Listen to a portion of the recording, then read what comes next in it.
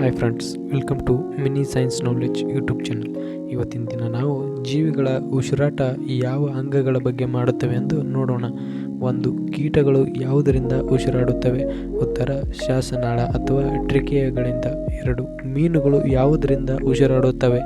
ಉತ್ತರ ಕಿವಿರು ಅಥವಾ ಪುಪಸ್ ಗಿಲ್. 3. ಕಪ್ಪೆಗಳು ಯಾವುದರಿಂದ ಉಸಿರಾಡುತ್ತವೆ? ಉತ್ತರ ಒದ್ದೆ ಚರ್ಮ ಅಥವಾ ಶ್ವಾಸಕೋಶದಿಂದ ಉಸಿರಾಡುತ್ತವೆ. 7. ಮೃದ್ವಂಗಿಗಳು ಯಾವುದರಿಂದ ಉಸಿರಾಡುತ್ತವೆ?